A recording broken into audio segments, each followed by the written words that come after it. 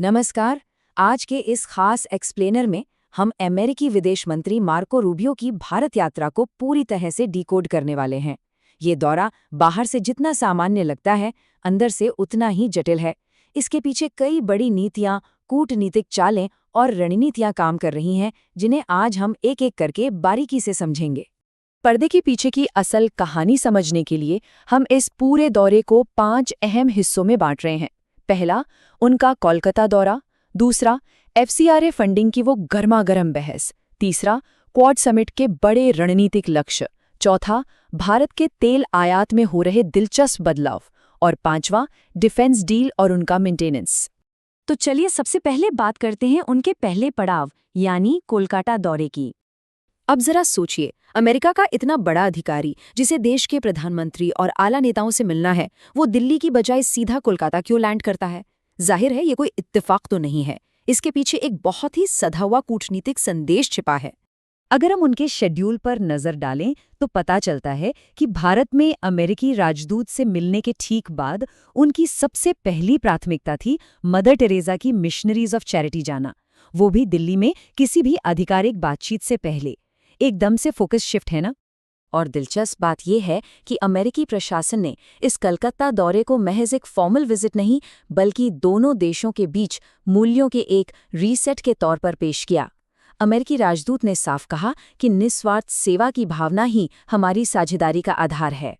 मतलब दौरे की शुरुआत ही एक बड़े और वैल्यू बेस्ड नैरेटिव के साथ की गई।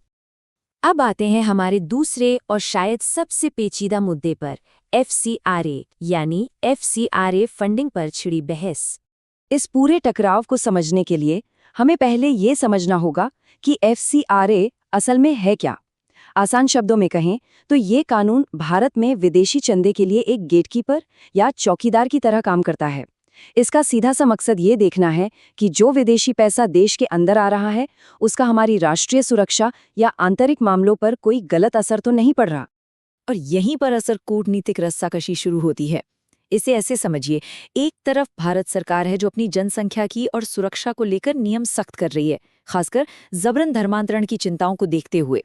वहीं दूसरी तरफ अमेरिका के क्रिस स्मिथ जैसे सांसद हैं जो मिशनरी संगठनों की फंडिंग और अंतर्राष्ट्रीय धार्मिक स्वतंत्रता की वकालत के लिए आक्रामक रूप से पैरवी कर रहे हैं। दोनों ही पक्षों के अपने अपने बेहद मजबूत तर्क हैं। इस बहस का केंद्र बिंदु समझने के लिए जरा इन आंकड़ों पर गौर कीजिए। पश्चिम बंगाल में ईसाई आबादी भले ही 0.72% है, लेकिन पिछले एक दशक में इसमें 15.5% 15.5% का उछाल आया है। यही वो डेटा पॉइंट है जो भारत सरकार की सख्त एफसीआरए जांच का आधार बनता है, और शायद यही वजह है कि अमेरिकी विदेश मंत्री का दौरा कोलकाता से शुरू हुआ। अब डॉट्स कनेक्ट हो रहे हैं ना? खैर, घरेलू नीतियों से थोड़ा बाहर निकलते हैं और तीसरे अहम पॉइंट की तरफ बढ़ते हैं, क्वाड समिट के रणनीतिक लक्ष्य। क्वाड यानी अमेरिका, भारत, जापान और ऑस्ट्रेलिया का वो ग्रुप जिसे लेकर दोनों देशों का नजरिया काफी अलग है।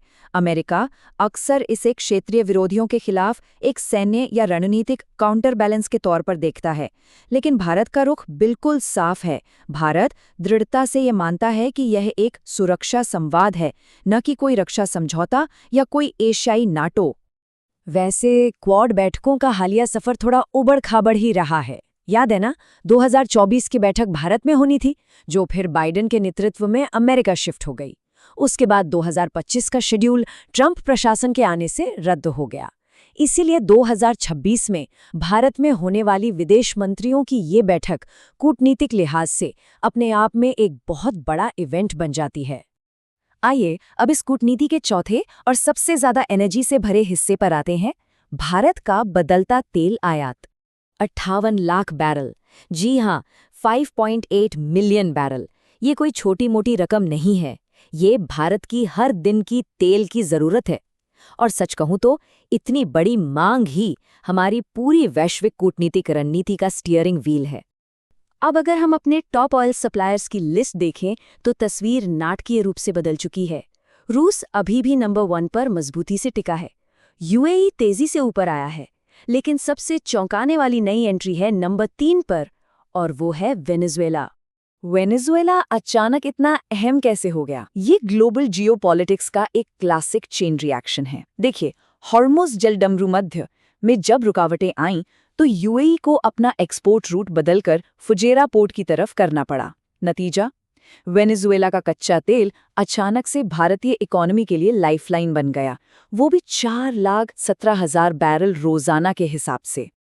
और चूंकि वेनेजुएला के तेल उत्पादन पर अब अमेरिका का खासा प्रभाव है और वेनेजुएला हर महीने $5 बिलियन की तेल बिक्री का टारगेट लेके चल रहा है, तो विदेश मंत्री रूबियो द्वारा वेनेजुएला के कार्यवाहक राष्ट्रपति की आगामी भारत यात्रा का ऐलान करना कोई रूटीन अनाउंसमेंट नहीं है। ये एक बहुत बड़ा ग्लोबल इकोनॉमिक पावर प्ले है। और अब हमारे इस एक्सप्लेनर का 5वां और आखिरी हिस्सा, रक्षा सौदे और उनका मेंटेनेंस। इस दौरे में हथियारों की कोई नई खरीद फरोख्त नहीं हुई है, बल्कि पूरा फोकस था 3,500 करोड़ रुपए के एक विशाल सर्विस पैकेज पर। इसमें हमारे 28 एडवांस्ड अपाचे हेलीकॉप्टर्स और पहले से मौजूद हॉवित्सर तोपों की मेंटेनेंस शामिल है।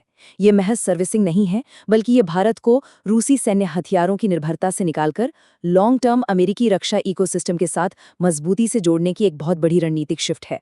तो इन सब बातों के बाद मॉडर्न डिप्लोमेसी का सबसे बड़ा और शायद सबसे चुनौतीपूर्ण सवाल यही उठता है, भारत जैसी एक स्वतंत्र और उभरती हुई महाशक्ति अपनी खुद की घरेलू नीतियों और कानूनी प्राथमिकताओं के बीच और अमेरिका के साथ तेजी से गहराई तक जुड़ती इस रक्षा और ऊर्जा निर्भरता के बीच संतुलन कैसे बनाएगी? ये एक ऐसी पहेली है जिसका जवाब ही आने वाले दशकों की वैश्विक राजनीति का नक्शा तय करेगा। सोचने वाली बात है ना?